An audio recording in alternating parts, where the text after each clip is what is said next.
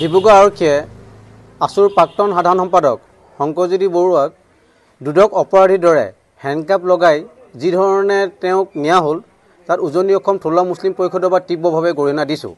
ইয়াতকৈ বাগা বাগা অপৰাধীক আৰক্ষী প্ৰশাসনে তেওঁলোকক চল দি পেলাই তেওঁলোকক মিঠাই খোৱা দেখা বহুত ক্ষেত্ৰত আমি পৰিলক্ষিত হৈছে। কিন্তু এটা সাধাৰণ মাৰপিটৰ ঘটনাত তেওঁক যি ধৰণে হেণ্ডকাপ লগাই নিলে এইটো কোনোপধ্যে আমি মানি ল'ব নোৱাৰোঁ। ইয়াত অসমীয়া হত্যা এক বিলীন হৈছে বুলি মই ক'ব বিচাৰিছোঁ। যিহেতু মাৰপিটৰ ঘটনাটো থানাতে আজিকালি মিছল হৈ যায়, কিছু আজিকালি কেছ ৰেজিষ্টাৰ কৰিব নিবিচাৰে। কিন্তু এটা ডাঙৰ ষড়যন্ত্ৰ আমি অনুভৱ কৰিছোঁ। কাৰোবাৰ প্ৰৰোচনাত কাৰোবাৰ ষড়যন্ত্ৰত পৰি পেলাই শংকৰজ্যোতি বৰুৱাক এনেকৈ হেণ্ডকাপ লগাই আৰক্ষী প্ৰশাসনে তেওঁক জেল হাজোতলৈ প্ৰেৰণ কৰিছে। সেইকাৰণে অনতিপলমে আমি অনুৰোধ জনাইছোঁ আৰক্ষী প্ৰশাসনক, তেওঁলোকে ন্যায়পালিকক যিহেতু এতিয়া চৌধুৰীৰ জিম্মাত গুচি গ'ল, তেওঁলোকে চাৰ্জশ্বিট দিয়ক যেন এই ঘটনাটো সোনকালে শেষ কৰি পেলাই তেওঁ মুকলি আকাশলৈ যাতে সোনকালে ঘূৰি তাৰ এটা ব্যৱস্থা কৰিবলৈ আমি অনুৰোধ জনাইছোঁ।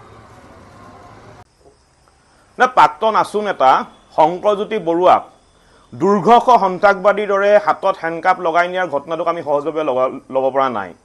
দুলীয়াজনত যিটো ঘটনা সংঘটিত হৈছিলে, গোটেই ঘটনাটোত এটা তেল ডিপুত দুটা বিহাৰী সম্প্ৰদায়ৰ মাজত গোটেই ঘটনাটো সংঘটিত হৈছিলে। আৰু শংকৰজ্যোতি বৰুৱাই আমি শুনা মতে এই কাজিয়াখন ভাঙিবৰ কাৰণে গৈছিলে। কিন্তু পৰৱৰ্তী সময়ত শংকৰজ্যোতি বৰুৱাক ষড়যন্ত্ৰ কৰি তেওঁক গ্ৰেপ্তাৰ কৰাই কাৰাগাৰলৈ নিক্ষেপ কৰা ঘটনাটোক আমি কিন্তু সহজভাৱে ল'ব পৰা নাই। ধিক্কাৰ দিছোঁ, গৰিহণা দিছোঁ।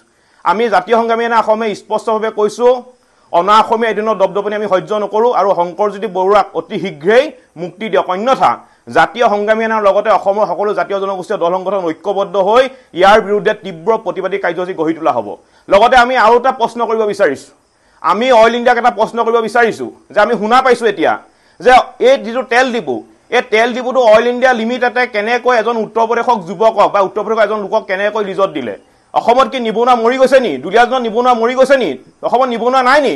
গতিকে ইয়াৰ উত্তৰো কিন্তু অইল ইণ্ডিয়া লিমিটেডে পৰৱৰ্তী সময়ত আমাক দিব লাগিব। তাৰ কাৰণে অইল ইণ্ডিয়া লিমিটেড সাজু হৈ থাকক। ডিব্ৰুগড় আৰক্ষীয়ে আছুৰ প্ৰাক্তন সাধাৰণ সম্পাদক শংকৰজ্যোতি বৰুৱাক দুদক অপৰাধীৰ দৰে হেণ্ডকাপ লগাই যি ধৰণে তেওঁক নিয়া হ'ল তাত উজনি অসম থলুৱা মুছলিম পৰিষদৰ পৰা তীব্ৰভাৱে গৰিহণা দিছোঁ। ইয়াতকৈ বাগা বাগা অপৰাধীক আৰক্ষী প্ৰশাসনে তেওঁলোকক চল দি পেলাই তেওঁলোকক মিঠাই খোৱা দেখা বহুত ক্ষেত্ৰত আমি পৰিলক্ষিত হৈছে। কিন্তু এটা সাধাৰণ মাৰপিটৰ ঘটনাত তেওঁক যি ধৰণে হেণ্ডকাপ লগাই নিলে এইটো কোনোপধ্যে আমি মানি ল'ব নোৱাৰোঁ। ইয়াত অসমীয়া হত্যা এক বিলীন হৈছে বুলি মই ক'ব বিচাৰিছোঁ।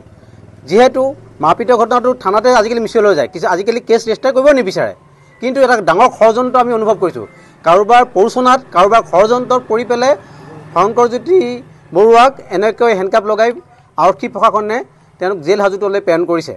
সেইকাৰণে অনতিপলমে আমি অনুৰোধ জনাইছোঁ আৰক্ষী প্ৰশাসনক, তেওঁলোকে ন্যায়পালিকক যিহেতু এতিয়া চৌধুৰীৰ জিম্মাত গুচি গ'ল, তেওঁলোকে চাৰ্জশ্বিট দিয়ক যেন এই ঘটনাটো সোনকালে শেষ কৰি পেলাই তেওঁ মুকলি আকাশলৈ যাতে সোনকালে ঘূৰি তাৰ এটা ব্যৱস্থা কৰিবলৈ আমি অনুৰোধ জনাইছোঁ।